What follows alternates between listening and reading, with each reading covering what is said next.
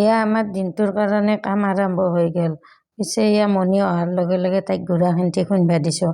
আজি মানে বেছিকৈ চাউল ভিজা নাই আৰু কাম কৰা মানুহো বেছি মাতা নাই, কাৰণ বেছি পিঠাৰ অৰ্ডাৰ নাই। এতিয়া যিহেতু আৰু অলপ গৰম ভাৱ আহিছে, বেছি দিন পিঠাবিলাক ভালে নাথাকে না, সেইকাৰণে বেছি পিঠা নবনাওঁ। আজি মানে 10 কেজিমান চাউলে ভিজাই থৈছোঁ। পিছে আজি আমাৰ ইয়াত থকা বাইদেউগৰাকীও যাব, মানে এজনী বাইদেউ গ'লে, এতিয়া আৰু আজি এও যাব। গেলি আৰু ময়ে পিঠা বনাব লাগিব। এতিয়া আৰু বেছি বেছি পিঠাৰ অৰ্ডাৰ নাহে দিয়কচোন। তাহাঁতক গুড়া খুন্দিবা দি মই মানে পিঠা বনোৱাত লাগিলোৱে। সেই দুপৰীয়াৰ টাইমটোত বহুত গৰম লাগে, পিঠা বনাব দিগদাৰ লাগে। মই সেইকাৰণে ৰাতিপুৱা ধমকতে অলপ তাড়াতাড়ি পিঠাটো বনাই লওঁ, কাৰণ যিহেতু বনাব লাগিবই। আজি পিছে গুড়েদি বনোৱা নাই, মানে যোৱাকালি গুড় শেষ হ'ল, আনা নহ'লে, সেইকাৰণে আজি চেনীৰ পিঠাহে বনাইছোঁ। চেনী দি ভাজি লৈছোঁ নাৰিকলখিনি। কিছুমানে আকৌ চেনীৰ পিঠা ভাল নাপায়, কিছুমানে আৰু চেনীৰ পিঠা ভাল পায় দিয়কচোন, কিছুমানেহে নাপায়। সেইকাৰণে বোলো অলপমান চেনী দি বনাওঁ। এতিয়াহে মানে গুড় আনিব যাব, গুড় আনিলে আকৌ গুড়েদি বনাম। পিছে বিহু চিহুটো গেলে মানে আমাৰ কাম শেষ হয় নাই, এটা দুটাকৈ অৰ্ডাৰ আহি আছে, বনিও আছোঁ দিয়কচোন। কিন্তু এই দুদিন মানে আমাৰ তাতে মানে বাইদেউ দুটা ৰাতি আছিল না, সিহঁতে থাকিলে মানে ভাল হয়। ৰাতিপুৱাই উঠি সকলোখিনি কাম বন কৰি মানে গোটেইখিনি চাউল তাউল তৈৰি সিহঁতে মানে মই নুঠাতে গুড়া চুড়া খুন্দিবই ধৰে।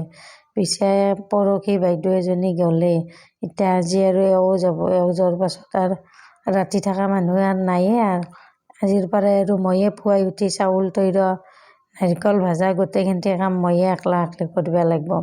কৰিবতো লাগিবই দিয়কচোন, যিহেতু এইটো ব্যৱসায় কৰিয়ে চলি আছোঁ, আমাৰতো আৰু বেলেগ ইনকাম নাই। এই ব্যৱসায়টো কৰিয়ে আমি খাই আছোঁ আজি ইমান বছৰ হ'ল, কিবাকৈ চলি আছোঁ আৰু। আজিকালি লাভ চাভো কমি গৈছে, কাৰণ বস্তু চস্তুৰ দাম বহুত হৈছে না। আকৌ ইমানকেইটা কৰ্মচাৰীক দি থৈ আমি আৰু বছৰ দিন চলিব লাগিব। এতিয়া মানে দোকানত লাৰু পিঠা বেছি বিক্ৰী নহয়। এতিয়া মানে মোৰ এনেকুৱা অৰ্ডাৰ আহে, ধৰি লওক কাৰোবাৰ জোৰোণ বা কাৰোবাৰ এই যে ল'ৰা ছোৱালী হ'লে যি নাম ধৰে গুড়াৰ লাৰু, সেইবিলাক অৰ্ডাৰো আহে।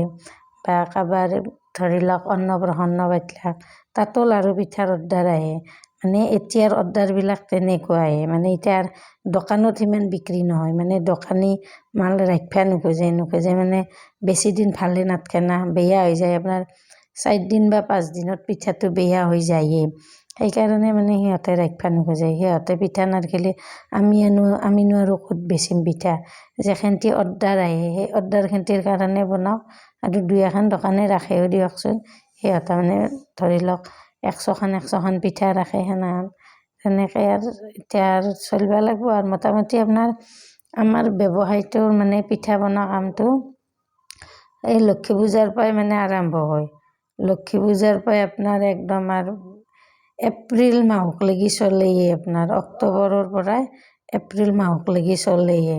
তাৰপিছত ইফালে আৰু অলপ কমি আহে, কাৰণ গৰম ভাৱত পিঠাটো মানে বেছি দিন নাথাকে কাৰণে। ইফালে আপোনাৰ অক্টোবৰ মাহৰ পৰা একদম মানে চলে আৰু। ইফালে আকৌ ৰাসো আহে না, ৰাসতো মানে দোকান কৰোঁ আমি, ৰাসতো বিক্ৰী হয়। ইফালে আকৌ দুপৰীয়া হ'লে, দুপৰীয়াৰ পিছে এতিয়া দুপৰীয়াৰ ভাত বনাব লাগিল না, ইফালে আৰু মণিক ভাতখিনি বনাব দিয়া নাই। আজি ময়ে ভাতখিনি বনাম। বনাবৰ কাৰণে তাইক পিঠাখিনি বনাব দিলোঁ আৰু মই ভাতখিনি বনাব আহিলোঁ।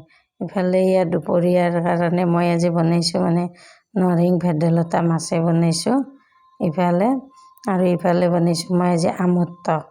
মানে আমৰ টক একেদিনে দিন, পিছত আৰু আমৰ দিনো গুচি যাব না, সেইকাৰণে আম পাবা নাই। মই বোলো আজি দুপৰীয়াৰ সাজত আমৰ টক বনাওঁ, আৰু ইফালে আকৌ নৰসিংহ ভেদাইলতা বনাইছোঁ।